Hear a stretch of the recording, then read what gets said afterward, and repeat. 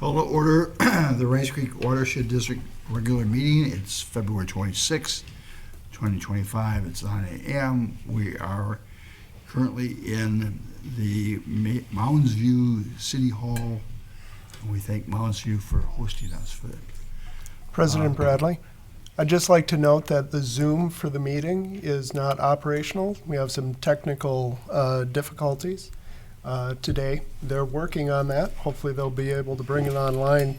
I will bring this back to the board as a broader discussion, maybe at a workshop on how we handle this or inform the public of these challenges when you try and initiate these types of things. Very good. The record reflect that Manager Weller is unable to be here today with prior notice. Otherwise, the other four managers are present, along with lots of good supporting staff. I understand there are a couple of changes you'd like to make to the agenda. Yes, President Bradley, Board of Managers, staff would like to introduce a new item 3. This is the special meeting of the Minnesota Watershed Organization membership. Make that a new number 3 and renumber from there under actions. And then there's the materials that I had previously emailed out to the managers, blind carbon copy, are provided for you here. All right. And Manager Wynett, I think you said you would like to add an item. Yes, Mr. Chair, I'd like to add under the discussion area, audit update / outstanding receivables. All right. Any other requested changes? And I have a motion to accept the agenda as amended. So moved. I will second. All in favor say aye. Aye. Any opposed? None. All right, that takes us, I guess, to approval of minutes. Yeah, most certainly does. Mr. Chair, I would move to approve the minutes from the February 12, 2025 regular meeting. I would second that. Any discussion? I've read them. Thank you. They're good minutes. All in favor say aye. Aye. Any opposed? That passes. Patrick, consent agenda. Yep. Manager Bradley, Board of Managers, staff have one application for your consideration today. Happy to answer any questions. Are there any questions of Patrick concerning 25-009, the City of Fridley's final site drainage plan? If not, can I have a motion, please?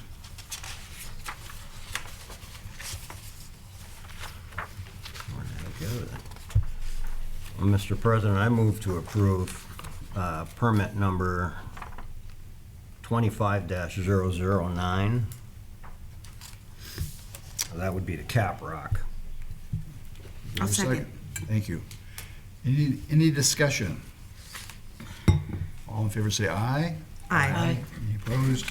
Passes 4-0. I believe that takes us Oh, up there to open mic. Is there anyone present who wanted to discuss something not on the agenda on open mic? Mr. Stowe.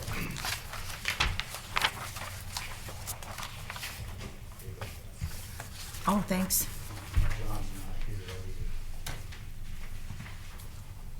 Thank you. My pen is there. Thank you. Better pen. Thank you.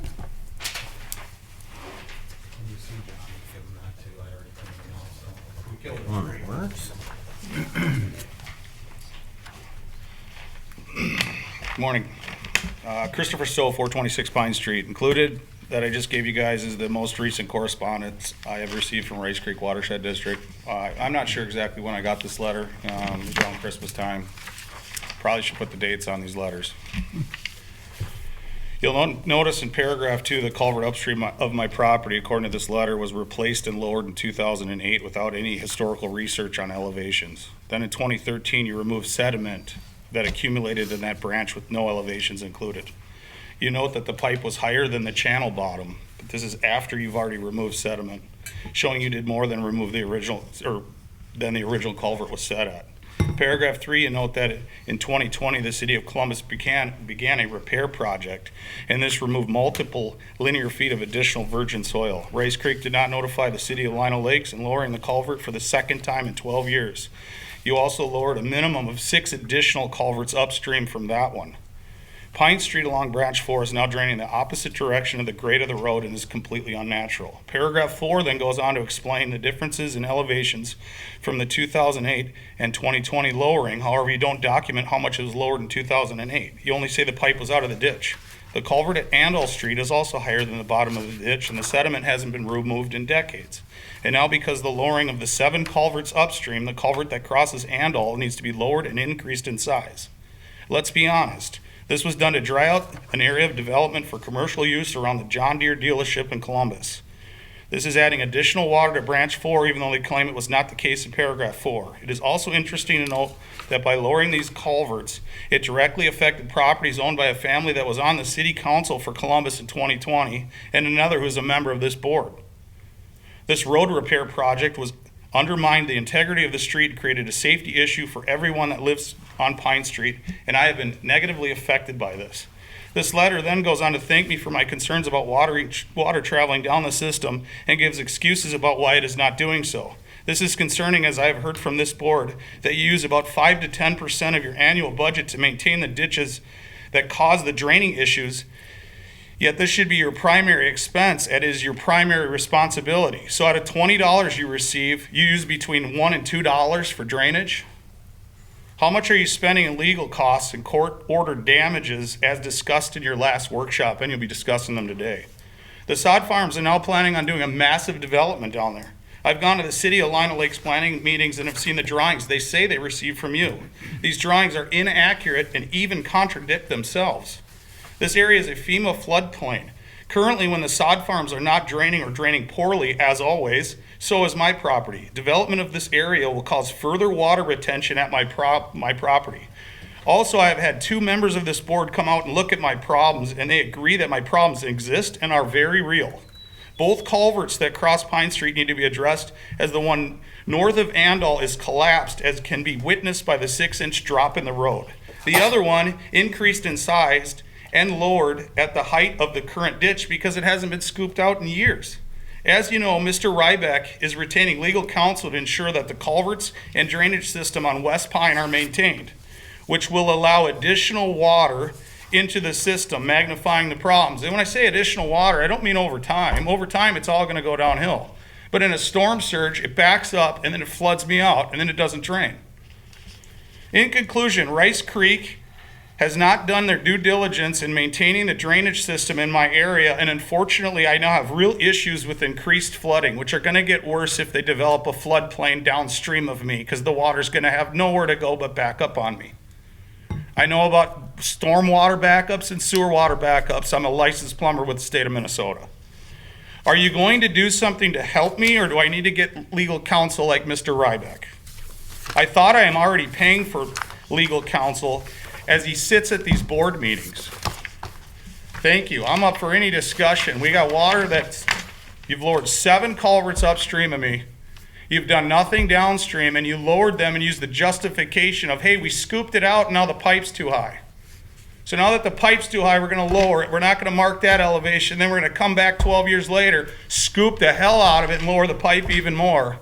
Mr. Stowe, at the first culvert that we didn't lower, that pipe's at the correct elevation even though it's out of the ditch and it hasn't been scooped out in years. Then it crosses Pine, 2 different areas, nothing's being done. I'm getting flooded out currently, and now they want to develop the floodplain downstream of me. If you guys don't do the maintenance on this thing, you're gonna force my hand. You're spending between 5 and 10% on the maintenance of the drainage system. That's out of $20 you receive, you're spending between $1 and $2 on doing your jobs. Start doing your jobs. Thank you. Any questions? Yeah, do you have any questions for me? I'd love to come have you come Just out. ask that for you. Okay. All right, next item, please. President Bradley, Board of Managers, the first item on your agenda for action are the Stormwater Management Grant Awards, and Will is here with a short presentation to share with you. Welcome, Will. Thank you. Computer going again here.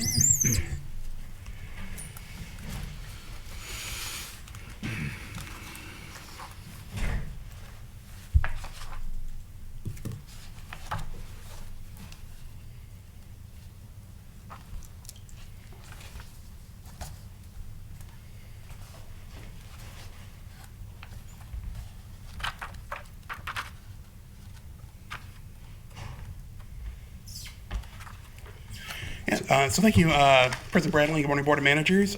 So for you today, I have the funding recommendations for the 2025 stormwater grant applications.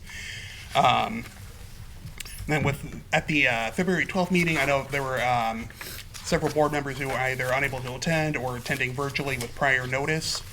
So before getting to those funding recommendations, I'd just like to kind of quickly go over program summary and quick summary of those applications.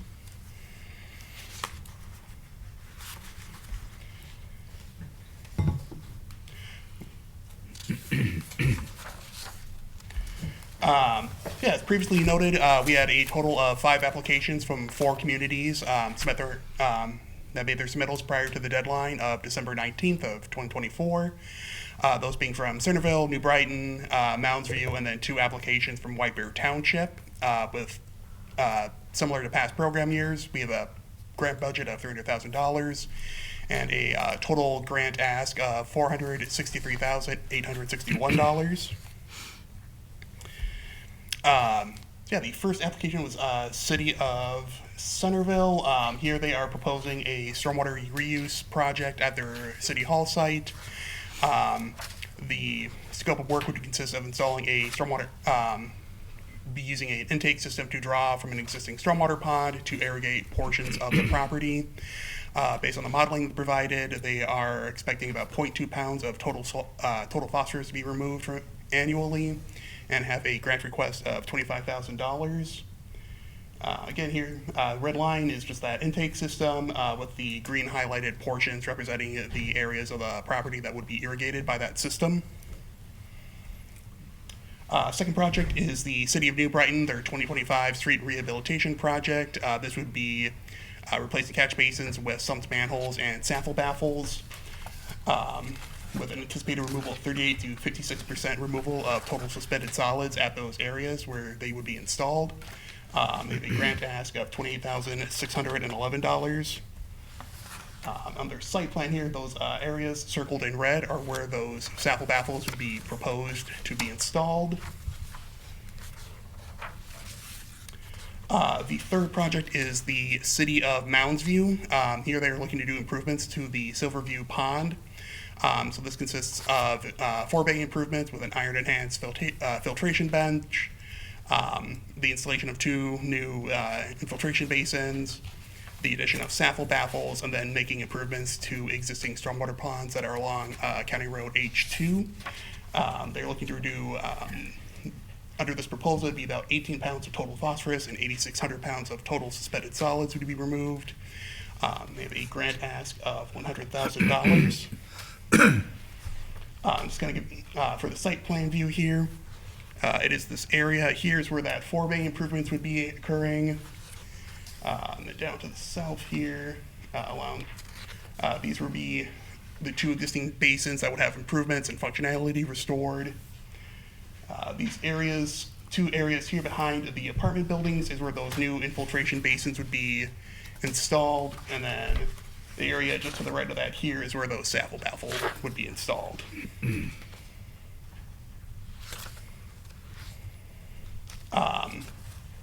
Fourth project is White Bear Township, their Bel Air Park underground storage project. Here, the city is looking to install an underground stormwater detention chamber underneath the existing parking lot at Bel Air Beach. The intent of this project is to help provide flood control relief. There's an existing pond within the park that gets flooded out during 10-year and 100-year storm events. So the intent is to have this underground detention chamber function in tandem with the stormwater pond that was constructed last year and with the existing pond to help control those flow rates. The initial ask was $237,000 for their grant, as that would exceeds the $100,000 maximum cap for projects of this size, or of this nature to say. That would be staff's recommendation. And then, so on this slide here, on the right, there is an example of what that underground detention chamber would look like. And then the tables on the left hand are the existing and proposed overflow discharge rate tables here. So you can see during, under the proposed conditions under the 10-year event, overflow discharge is reduced to 0. And during 100-year events, it has a significant reduction to that. And then just their site plan here, this kind of gray highlighted area is that location of that parking lot. And then the existing stormwater pond is to the southeast of that area. And then just some additional images here that were submitted in that application show kind of the current conditions of that shoreline area that is being washed out currently due to overflowing of that stormwater pond. And then last application here is the other White Bear Township. They are project where they are proposing 3 sump catch basins and saffle baffles in the Silver Fox neighborhood.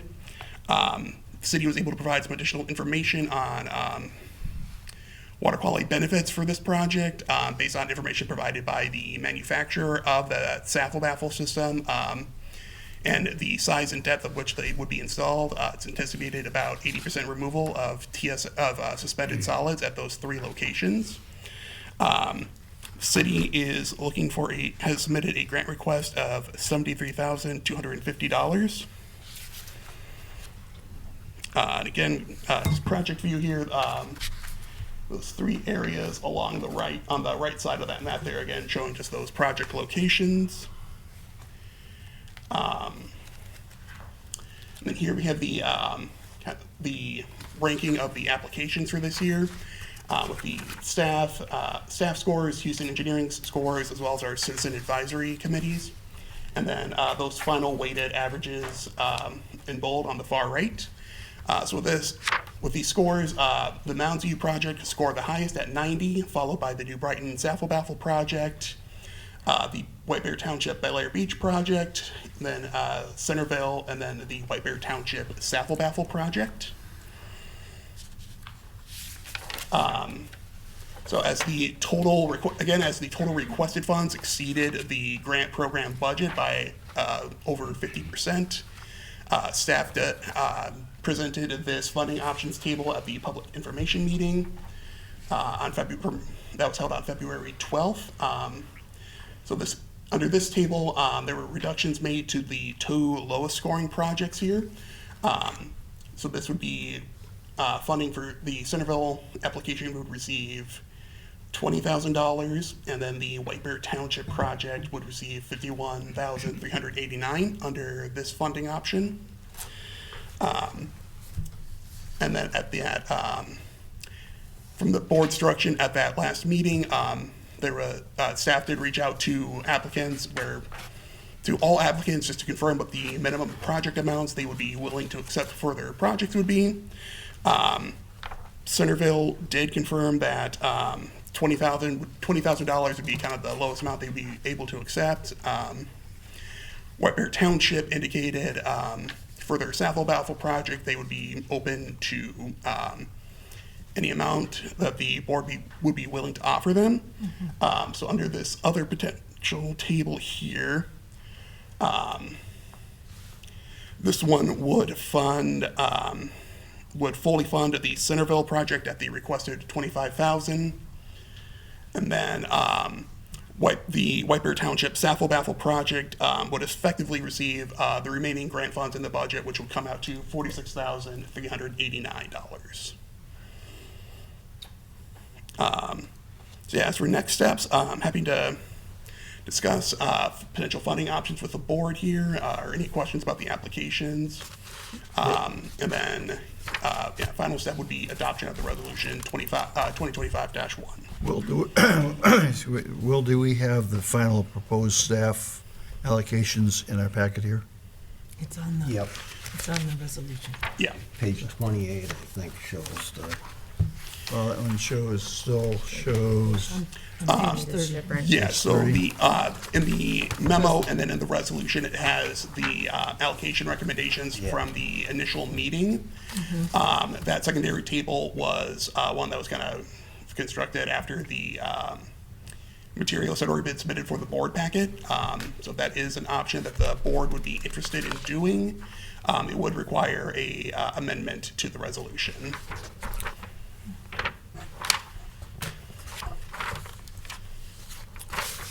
If I, President Bradley? Yes. If I could, just for clarity, reiterating what Will has just shared with you, there is a proposed resolution which lays out the same allocations that were at the public hearing. It maintains consistency with the grant as the board released it, directed staff to release it.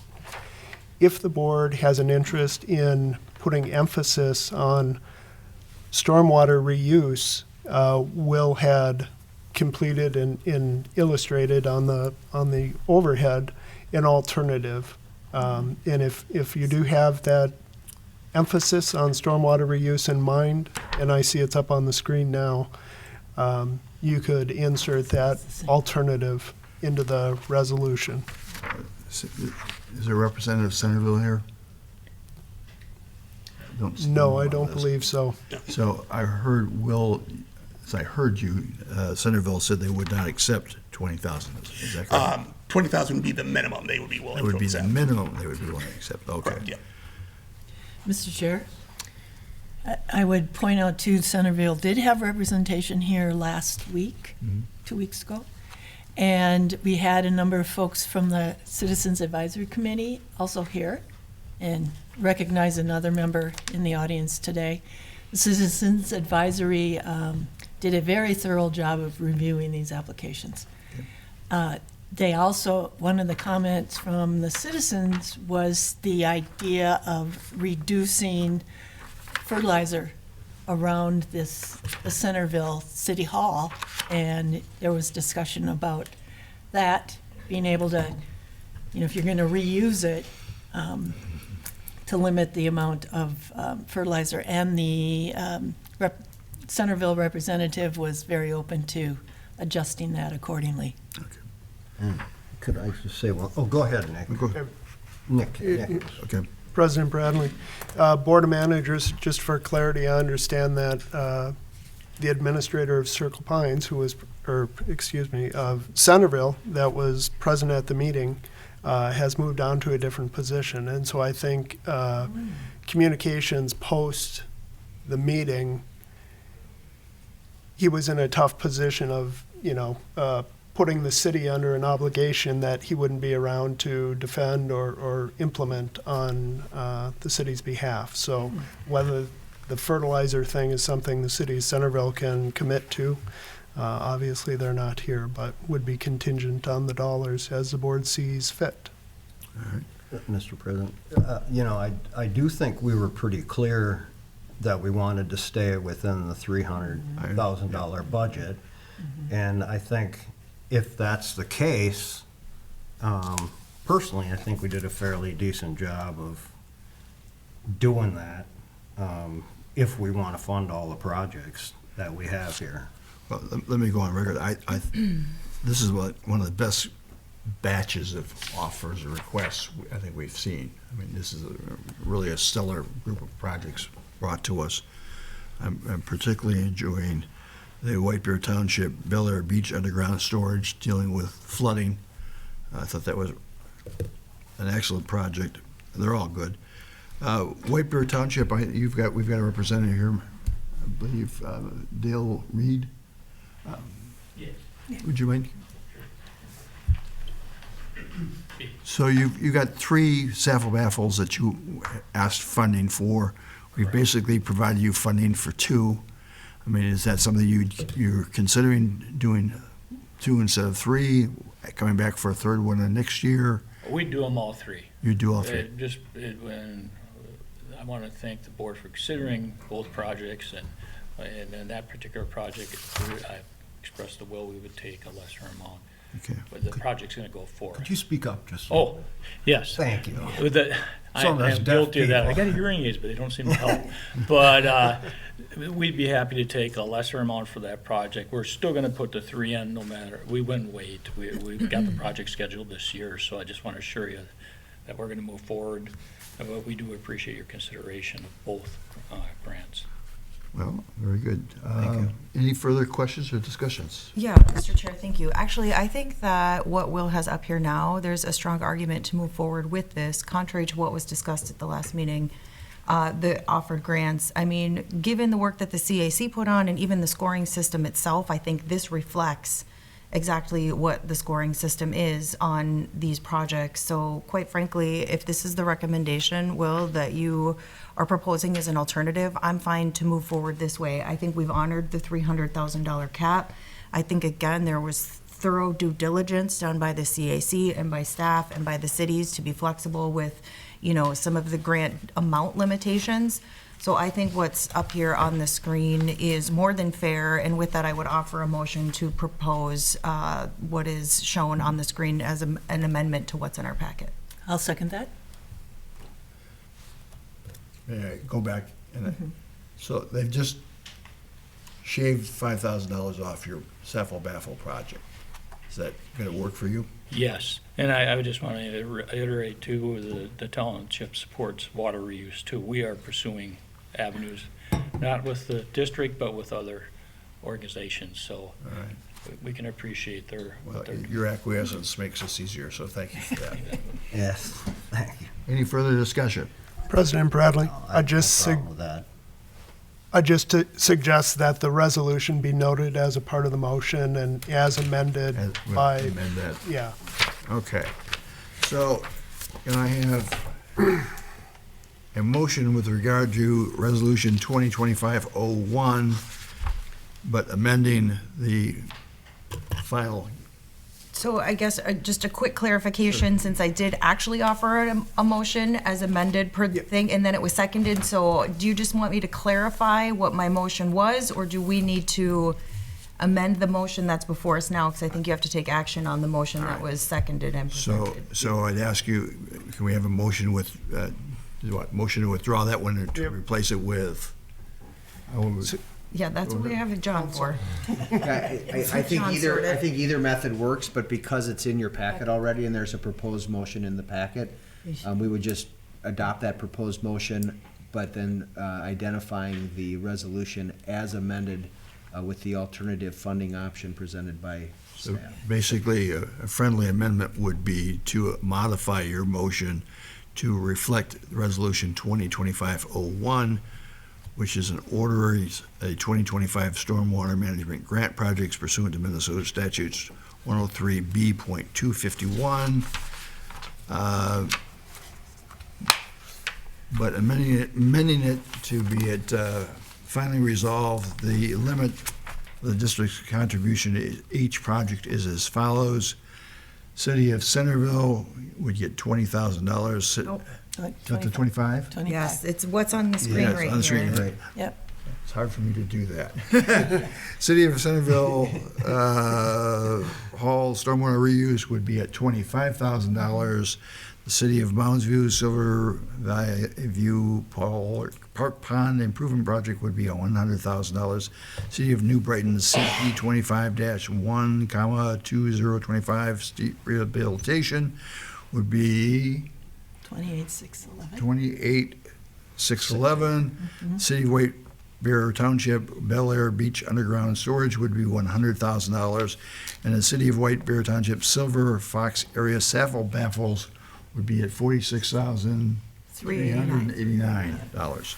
And that would be my friendly And amendment. I would second that. Okay. With, any discussion? Okay, let me make sure. The first motion was withdrawn? Well, it was an No, he amendment to offered a friendly amendment to her my, motion. You accepted the friendly amendment? you know, he looks very friendly. I think we're in good hands with the Okay. friendly amendment. All in favor, say aye. Aye. And it's a roll call. It's a roll Roll call. call. Bradley, yes. Robertson. Aye. Wagaman. Yeah, Wallace absent. Weinert. Yes.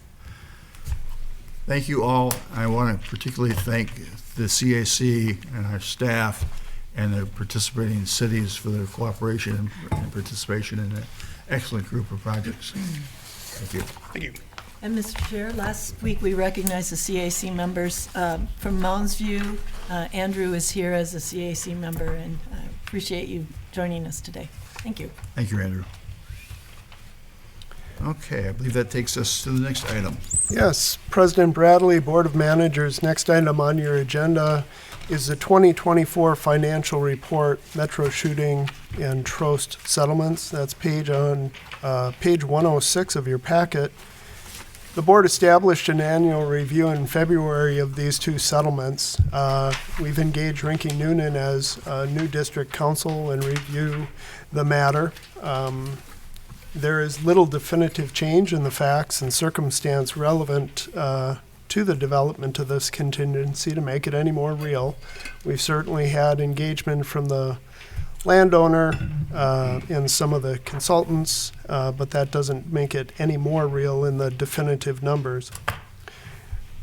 This is specifically in regards to how these matters are represented in your audit financial papers. The 2024 board action was to proceed under the third of the three options, the third being found on page 107 of your packet. We're certainly to answer any questions, and I'll make one point of clarification in that option 3 in the staff memo and the option in the Rinky Noonan memo are slightly different, the last sentence being additive under the Rinky Noonan. But we're happy to answer any questions and go from there. Where was the last sentence? I'm sorry. There's a difference in this versus the memo. The third option on here, Yeah. this is different than the last sentence in the, Right, and he was saying it was just one sentence difference? yes. The last one, correct. Thank you.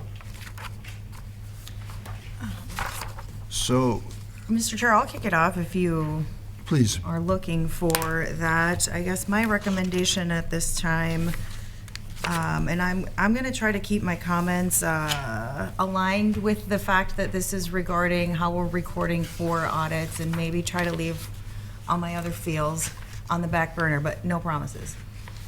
I would suggest, quite frankly, that you choose the third option. I would disagree that there's been little development on the site itself. The site is actively listed.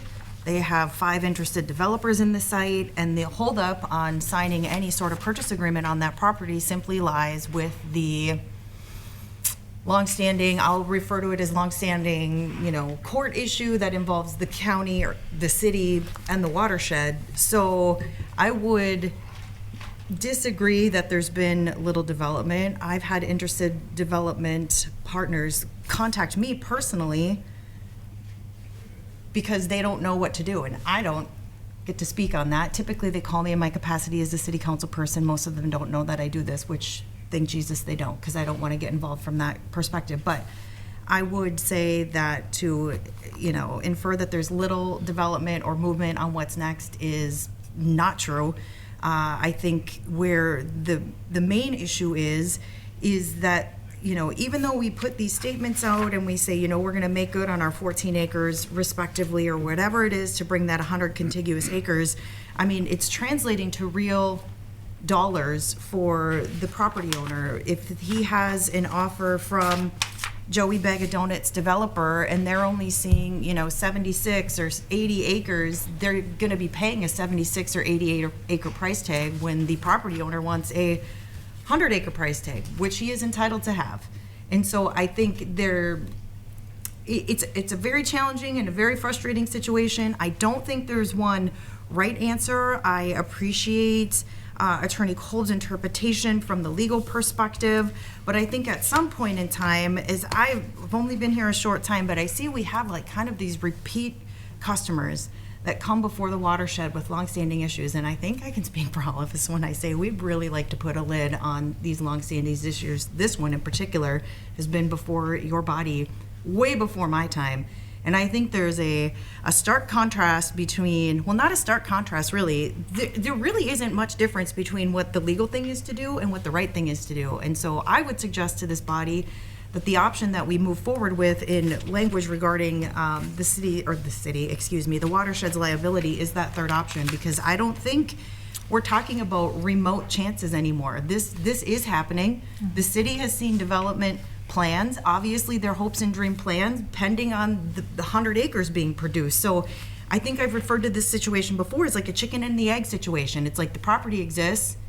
They have this court order saying that, you know, everyone has to play nice and give the property owner 100 contiguous acres. And then, you know, we say, well, we need to wait for a development plan. Well, he can't get a solid, you know, LOI on his land because he can't tell them if, you know, this entity, this governing body is going to, you know, play ball. And so I think when you're putting statements out here like this that says, hey, we recognize our liability is no longer remote. This property is being marketed actively. There are millions of dollars on the line here. I just think at this point in time, again, that was the long-winded take, and I tried to be as nice as I possibly could. I think that the third option is really the most responsible option as far as the watershed is concerned. If I may, Mr. President, oh, go ahead. I just want to point out, that's the option we picked last year. Yeah, that's Yep, what I and was I gonna just want say. to encourage us to maintain that. Clearly, the option, I think all of us agree, Yeah. was right last year to do it, and certainly right to do that option this year. So, were you going to say something else? Well, I was gonna say, pretty much what you just said is that I thought, I mean, we did say that pretty much what Manager Robertson just said last year. And I don't think, and I think it's just gone farther down the road. So obviously, I think number 3 is the correct. President Yes. Bradley, Board of Managers, just a point of clarity. Yes, option 3, I hear you discussing. I would utilize the language on page 112 of your packet that came from Council Kolb, noting certainly maybe it's appropriate to cut the last sentence if you so desire there. To add the lesson? To strike the last sentence, if you so desire from that. So, excuse me, For consistency. specifically on 112, which Yes. of the language are you looking at? The second block of bolded text. Which would read in settlement agreements approved in 2005? What? Correct, yes. It ends with the sentence, though the district is unable at this time to estimate its expense, if and when the liability should arise, the district is reasonably confident that it will be able to meet its obligations for wetland mitigation for existing resources of the district. Correct. Why would we strike that sentence? We strike that sentence because it was more amusing on my part based on additional analysis and information that we received from staff, trying to make sense of how the settlement now fits in with the new delineation on the property. Right. And I think we're still not totally sure of that. We have a general sense of it. That statement is not necessary under the ABA standard for our statement to your auditor. It's just an additional bit of information, and we have some intent to talk about that and how that works here either later today in discussion or at a future meeting of the board, either in workshop or at a meeting. So the big difference being, do you put that statement in or don't you? But at a minimum, that first portion of that bolded statement, we believe should be the statement to your auditor. That last sentence is optional. So, from my understanding of reading the material several times, we now, because there has been a wetland delineation, we can, even though we don't have a specific project, we know that regardless of what the project is, the maximum liability would be X. And then it Correct. could be less than X, but it wouldn't be more than X. Shouldn't be more than X. Then this is under our reading of the settlement agreement. One of the issues in the exercise that has to occur once we get the new delineation is we have to reconcile the new delineation with the requirements of rules M and F, former rule M, current rule F, which changes where you set the line for the wetland protection zone, and then that in turn changes mitigation ratios for certain areas that might be filled in. And that's the part that we don't quite have nailed down to the 10th of an acre, but we're pretty doggone close. So we're confident in this as to the metro property and available credits in the Browns Preserve Wetland Bank, but again, that statement is not necessary to provide to your auditor. And in the past, I'm aware that the auditor has not included any statement in its audit. It's like used its discretion in deciding what it needs and not need to include. This is merely us meeting our obligation to provide information to our auditor. Correct. Mr. Chair, Can I ask Manager Robinson, does that explanation that he just said move this forward any? Oh, anymore? listen, I was not making comments to stop what we need to do today by all means. I Okay. understand we have a limited group of individuals here today for the board, but I think that option 3 is fine. I think removing that last statement is fine. I mean, I think there's been, if there is need to dialogue it further, and I would anticipate there's going to be as more, potential development plans rear themselves, I would anticipate a workshop or, additional dialogue with the property owner or potential buyers, the Watershed, the Army Corps. Every other regulatory agency that exists is probably going to have an opinion on it as well. So I think that as presented, minus the sentence in that second paragraph, I think that's more than adequate. I think the district is acknowledging that this is no longer a remote possibility, that this is a very real thing that's going to come to life very soon. Yep, Great. yep. Well, with I that, just want to make sure everyone understands that we're setting an outside parameter of obligation, not a minimum parameter. That until we actually have a project and we know where it's going to be built and we know whether or not what they have to do to mitigate the clean water responsibilities, as pointed out in John's very good memo, we really don't know what's really going to cost us. But we do know, based on the wetland delineation, which, by the way, hasn't been approved. So that's a major step. It has. Have a It has. current wetlands delineation approved.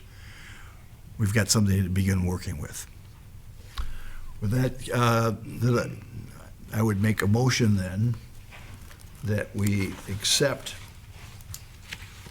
the alternative option 3, if you will, which is saying it's based on the recognition that the liability is no longer remote. As soon as I'm done talking, I'll call on you, okay? I will call on you as soon as I'm done During the talking. discussion part, not before you make motions. I think that's the appropriate Robert Rules of Order. I said I would call on you as soon as I was done talking. Put your Okay. arm down. The option is liability is not remote, that the Board of Managers finds it's reasonably possible that one or more events will occur so as to cause the district to incur what is now a potential contingent future liability, and therefore that this liability should be referenced in the 2024 financial report as follows, or is modified in the auditor's judgment. President Bradley, Yes, I'm sorry to interrupt. The language on page 112, I think, is where you want to be focusing on John's second. Your introduction recitals are fine, but okay, so, striking the last sentence. Right. did I get the intro right? Yep, correct. Okay. In the beginning, I think so. Yeah, so in settlement agreements approved in 2025, the district committed that when development occurs on 2 tracts then owned by the Metro Shooting Center Corp., MSCC, and Trost, the application of district wetland rules will not have the result of affording the owner for the MSCC parcel fewer than 100 contiguous non-wetland acres and the owner of the Trost parcel no fewer than 45 acres. If additional wetland replacement mitigation is required under regulatory programs administered by the district to attain the stated acreage, the district will bear the cost of that replacement mitigation. That would be my motion. Mr. President, one thing I think you made him, or I think you said 2025 in your first sentence instead of 2005. If I did, thank you for I'm that not correction. absolutely positive, but I believe so. Okay, settlement approved in 2025. Is there a second? 2005. Yep. 2005. Is there a second? See this? Coming to you. I'd second it. All right, now we do discussion. You may please tell us your comment. There's a couple comments that I have. The first one is that you guys know the right thing to do. Obviously, it's the third choice, I believe. The second thing is you guys are tipping the scale. On the original delineation, you guys owed a whole bunch more in wetlands credits than you do now. You guys are in charge of doing the delineation on the court order deal to figure out how many acres you gotta pay? Am I understanding that correctly? You guys make the determination on what's wetlands and what isn't. You then make the determination on how much money you owe this gentleman, but you're tipping the scale. In other words, when it was first talked about, you owed him like 40 acres.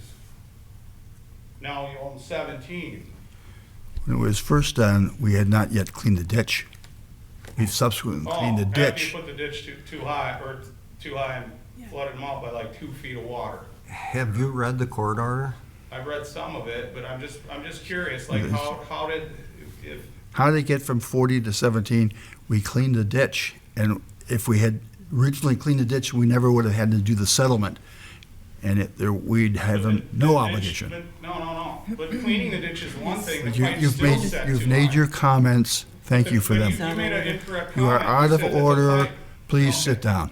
All right, President the pipe's too high. All right. President Bradley, if I could, during this discussion, just make 2 points. One is my comment in regards to what language you're reading was in reference to the footnote in John Kolb's document on page 108. He talks about the language that's used in the settlement is very specific, obviously, and he's reutilizing that language, and that is why I told you to, or asked you to read from Thank you. 3.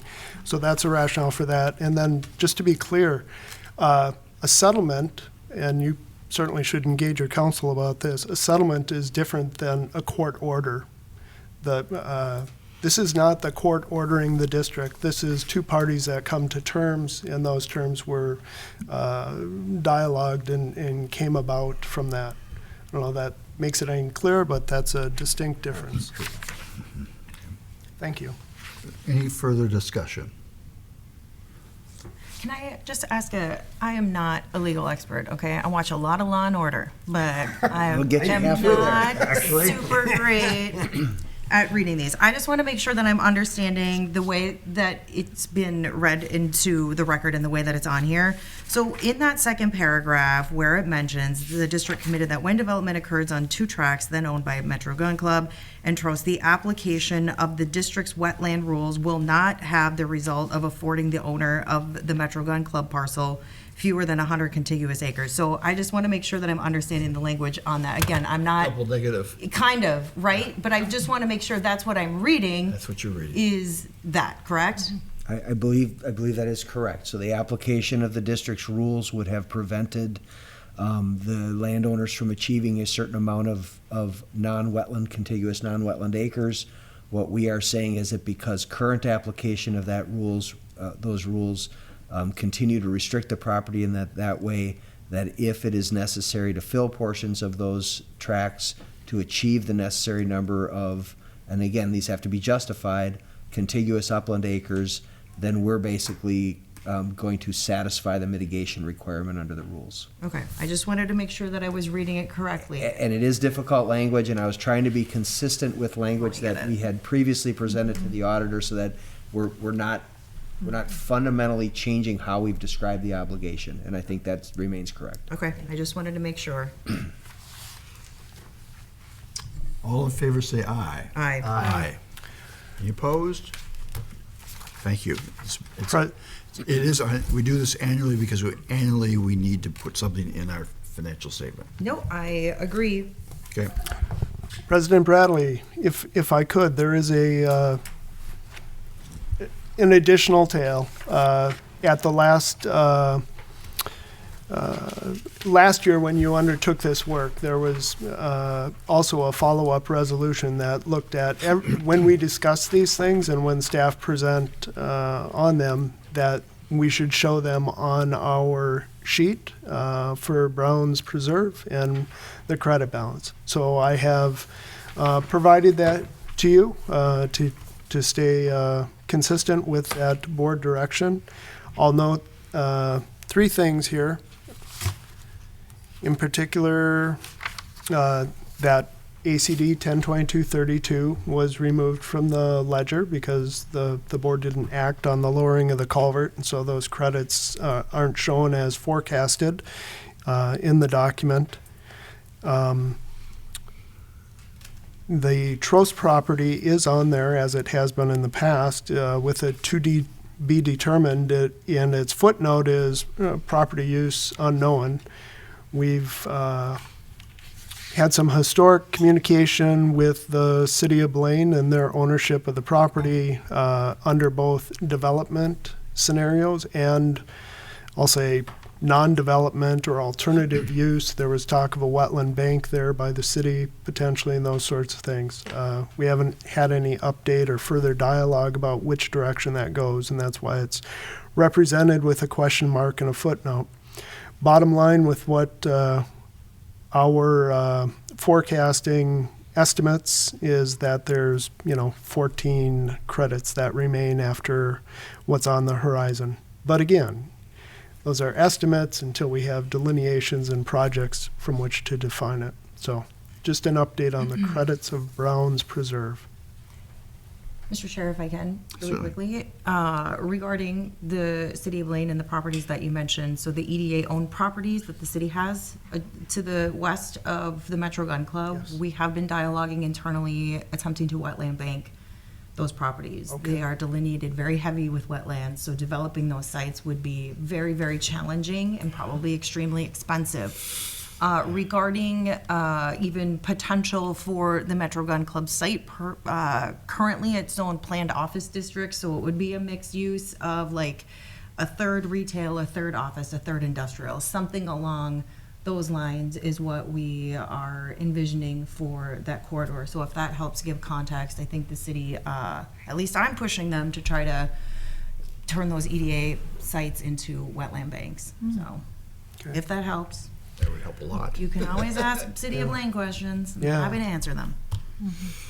President Bradley, thank you, Manager Robertson, for that. That is an update. My context was, I believe the gentleman's name was Brian Bear from back quite some time ago, where they actually had laid out some different development scenarios and Yeah.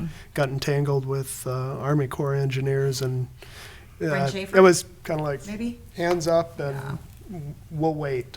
Yeah. I So- think the city has a different mindset and path on what the next 15 to 20 years looks like. And I think that one of the core values of our community is that they really do value open space and the natural elements that our community has. So we're going to try to not only, I don't want to say enrich the Economic Development Authority, but use the land that we have to, help offset some internal monies. So Great. that's what we're focusing on, at least me. And I'm tough to argue with, as you guys know. Formidable. Formidable, not tough. All right, fine. We'll take, all right. Yes. President Bradley, Board of Managers, next on your agenda is the additional item. If you're ready to move on, which is the new item 3. This is a special meeting of the Minnesota Watershed's membership. I sent the email materials by email on Monday the 24th. There is a special meeting scheduled for Friday, March 21st. This would be, I'll say, off schedule or new for Minnesota Watersheds. This would be held up in Way Park, Minnesota.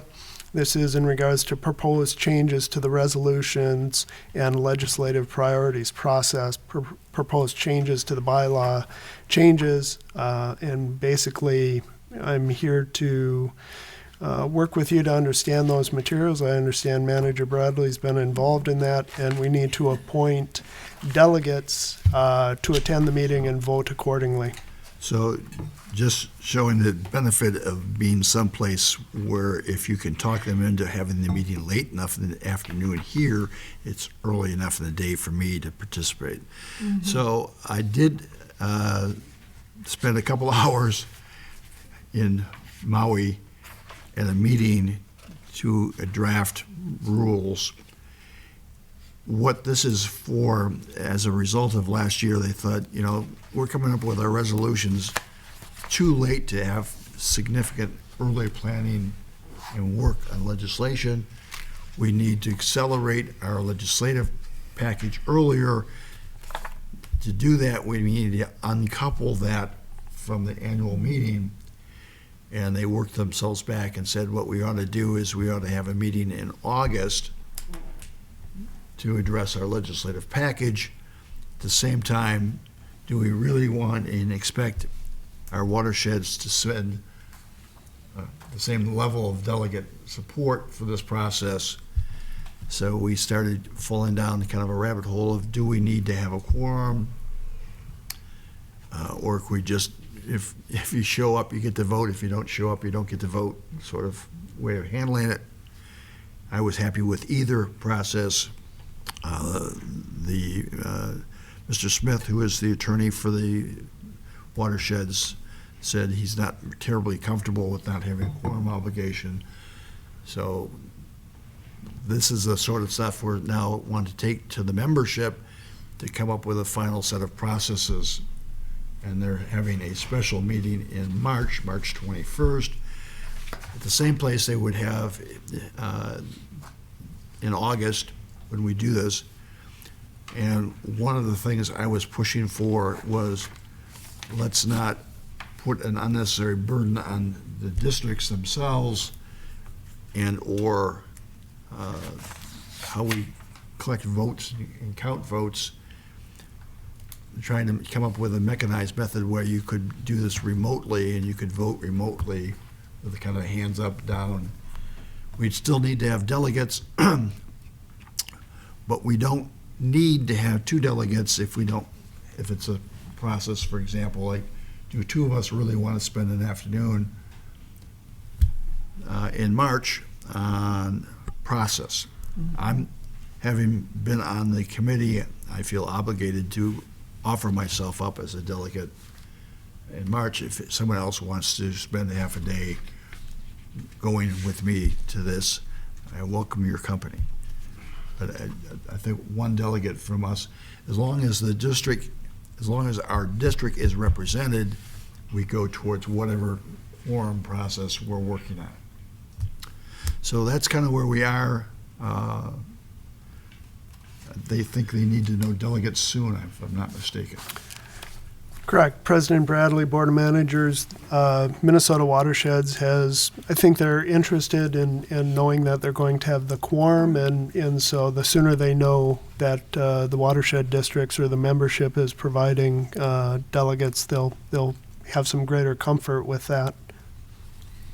Mr. Chair? Yeah. So I attend the Board of Directors meetings for Minnesota Watershed, giving my report from the Clean Water Council. So I'm a little confused on this because they discussed it too. So are you saying you need 43 delegates, but it doesn't necessarily mean, I mean, these are 43 total delegates, not every watershed district has to be represented. And then second question is, at this meeting, are we simply deciding that we're changing the method of how we do the,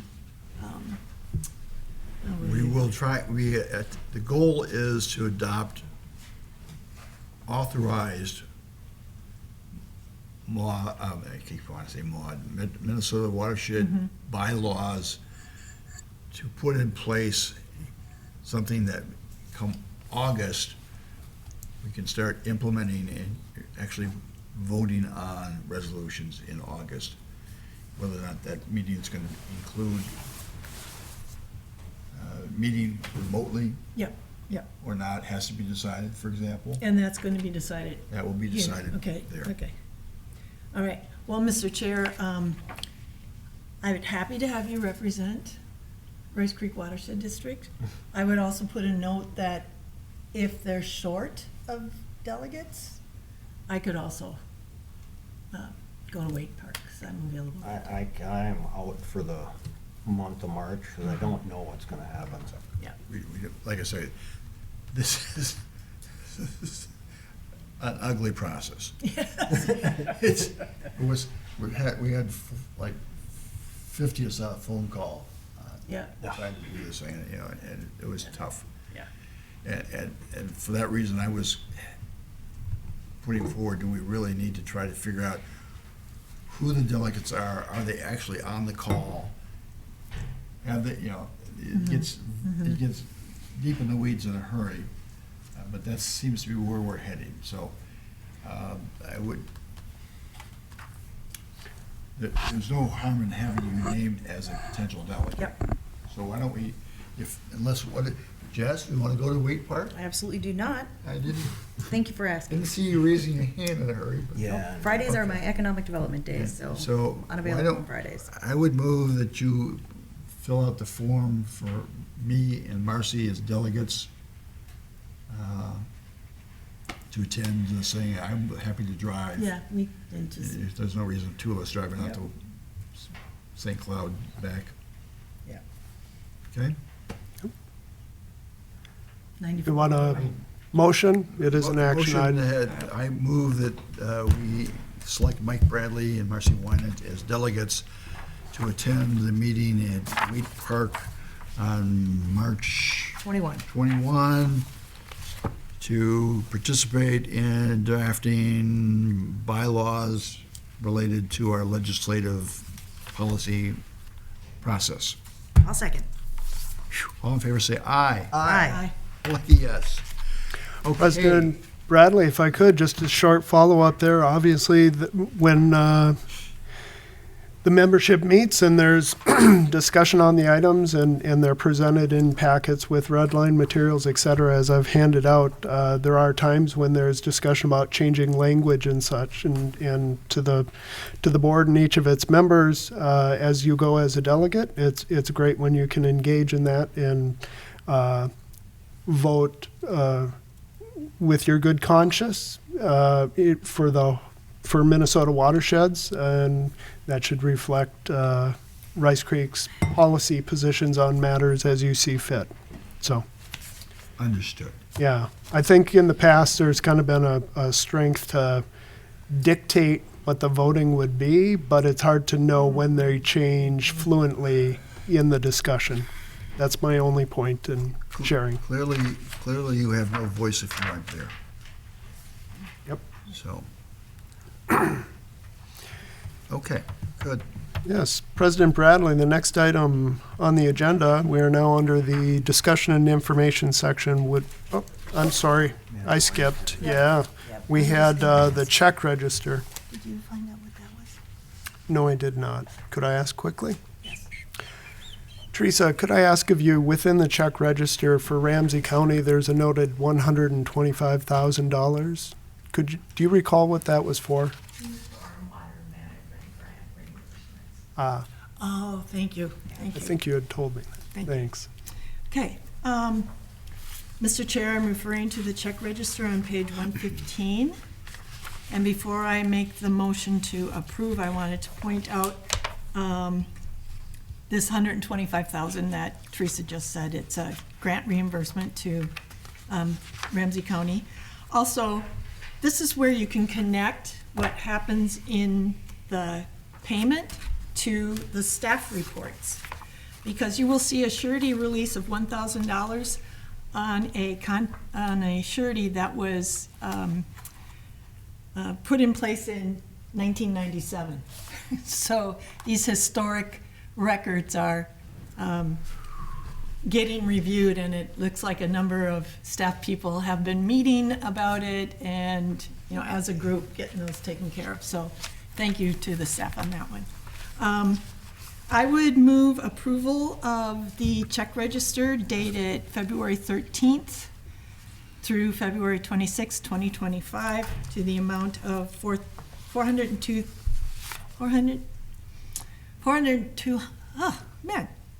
almost $500,000. $402,873.20. I'll second. Thank Just so you don't have to try to repeat the dollar amount one more time. No kidding. I was having that trouble today, too.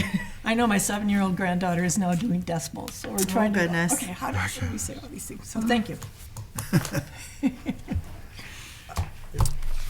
All in favor, say aye. Aye. Could I ask one quick question? Of course. Notice here that there was legal expenses to Smith Partners, and am I assuming that was winding down and switching over and doing? Yeah. Yeah, okay. Thank you. The transition.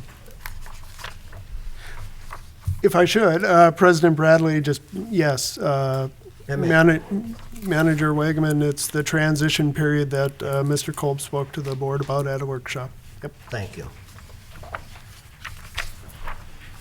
Okay, so we have a new number one, I believe, items to discuss.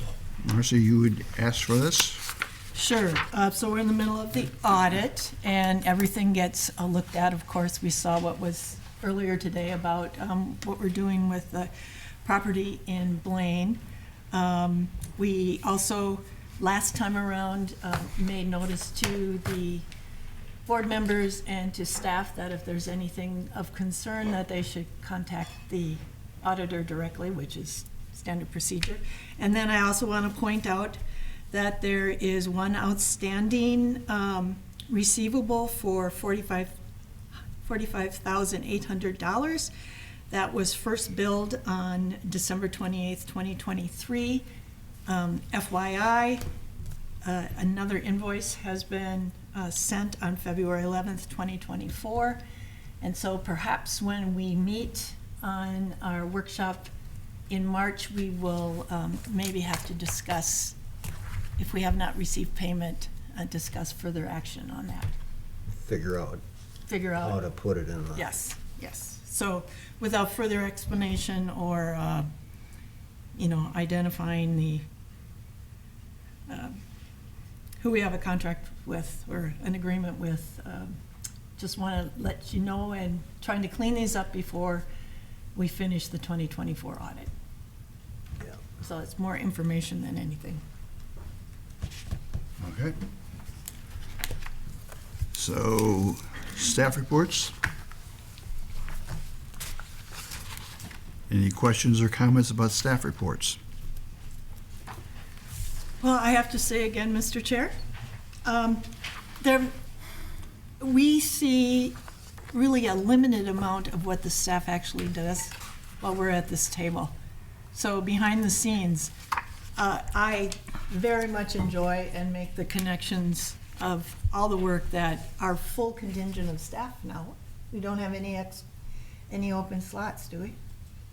We do not, Yeah. fully staffed. Yes, so good for us. And then again, I would just say about these historic permits, I know that there's been effort over the last year to get those cleaned up, which has impact on not only the financials that we have, but also just how we move forward and how we present ourselves to the community. So thanks to staff.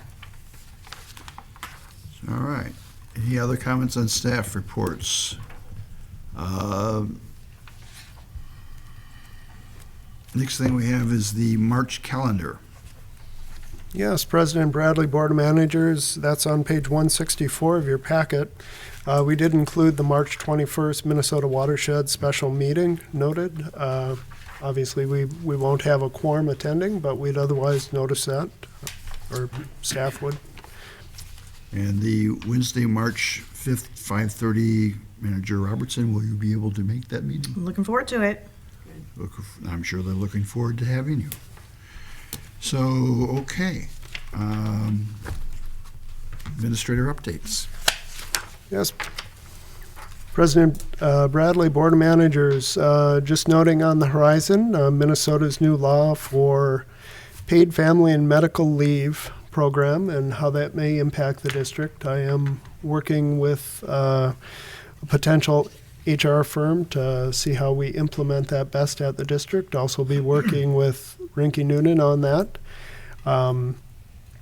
The district is making ready application to Minnesota Pollution Control Agency for implementation grants on stormwater resilience. This would be $5 million for the Jones Lake project, a mighty sum to contribute in that direction. Obviously, all of these potential funding options have match obligations and that sort of thing, so we're working diligently to demonstrate the amount that we've contributed overall to the project through time. Hanson Park, Silver Lake Pond, these past restorations, so that we can speak fluently about it. Would you restate for me what the source of that grant you're seeking, Minnesota Pollution Control Agency, which receives its monies from the feds? both, state and federal. Okay. Any idea where that's likely to stand in the next month? Next month, no. Okay. Yeah. Continue to engage with elected folks on potential future bonding. And I guess my comments are just to note the continued staff effort to be successful and find some funding, and that it's very fluid and always changing. So one more note, certainly to take any direction the board may have in regards to the comments from Mr. Stowe at Open Mic. I'll note that the letter that he handed out, my recollection is that was an attachment to an email, so that the date of that would have been the email date, effectively the same. I need to look at that stuff again, Yeah. to be honest with you. I got a bunch of it at home too, Yeah. before. Yeah.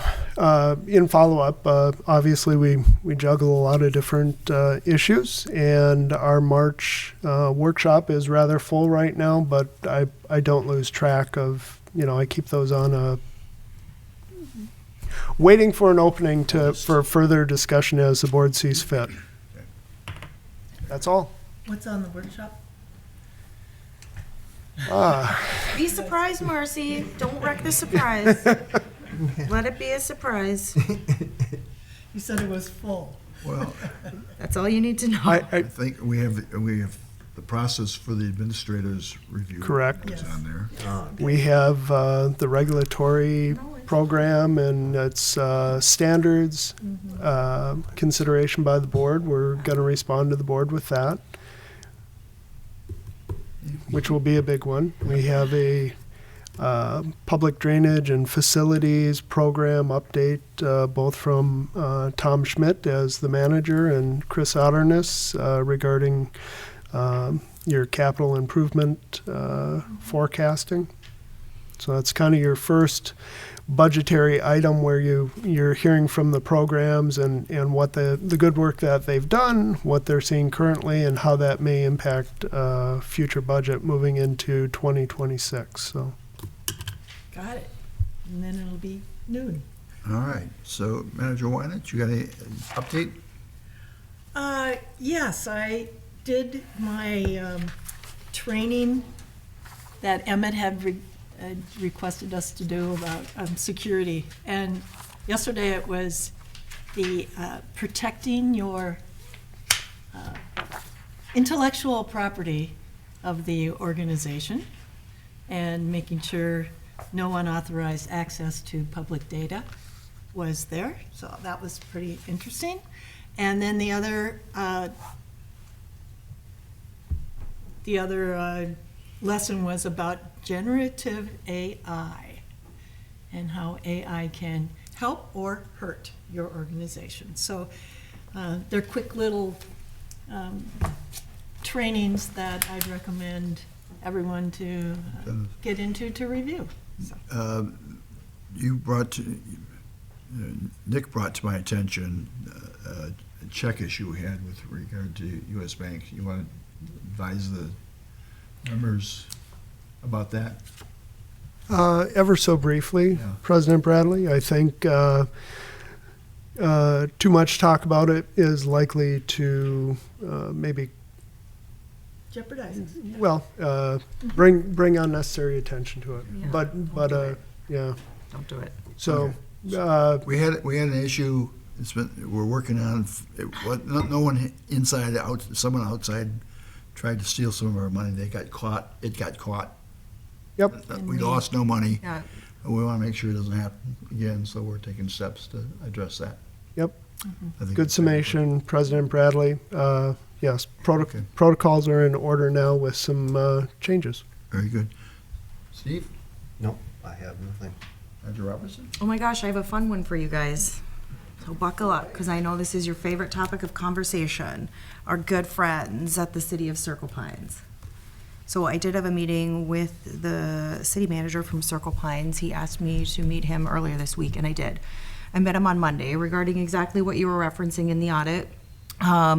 They did get a very thorough report back from WSB. I saw it, I'm gonna be honest.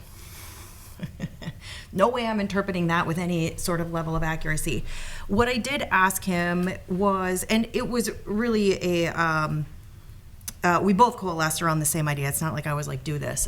He's gonna be reaching out to the district in the next couple of weeks to set up time to go through the data from the work that they did with WSB regarding the phosphate levels and the sediment levels and how it's all impacting, that little pond and potentially having perhaps negative impact on Golden Lake that we just took off the impaired watered list. So I would prepare, I guess, from staff side to receive some contact from the city of Circle Pines. Again, like, I'm happy to facilitate the meetings, but for me to be the go-between just doesn't seem like the most responsible thing to do. So I'm happy that, he reached out and said, here's where we are. Yep. And I just encouraged, and he agreed to just work directly with the staff regarding those reports. Because like I said, I'm the last person that's going to interpret. I mean, they were very thorough, data-riddled, going back to like 2005 levels of sediment madness. So I would anticipate you receiving some sort of dialogue with the city of Circle Pines. And Mr. Chair, could I just add to it? The issue that that I brought up has nothing to do with that issue. So they're two separate actions. They are two separate actions, but I do think they are related. I think the reluctance on the city of Circle Pines to make good on that statement was kind of what we've dialogued going back months, is they felt that if they did, there would be maybe a disconnect. Now, again, I'm interpreting what I think the feelings around the situation are, that were they to reconcile the statement with the watershed, that there would be little or no attention paid to the reason why they're holding off on paying it to begin with. So I'm not saying that's right, I'm not saying it's wrong, but I do think that they are certainly connected. From a board, like motion, resolution, action on our end side, yes, they are two different things, but I do think that they are related, in theory. Okay, enough. Enough of that for now. You're never going to ask me for an update again, are you? No. Yeah, always glad to hear from you. Seriously. So I've already told you that I worked on Minnesota. the process, the watersheds, and that's an ongoing obligation. I have nothing further. Thank you for addressing the complex problems you had in trying to meet a quorum. Oh, yeah. John, thank you for your assistance on that. And I'm back. Hopefully we will continue to do well. I'm going to reach out to John Waller today, just to let him know we care. Yeah. So, Yes. He'd appreciate that. yeah. I just learned about that he was continuing to have problems like 2 days ago, and we've been in travel since, so I will do that. That's all I have. So, Motion to adjourn then. Second. Hey. all in favor, aye. Aye. Thank you. John, thank you for coming today.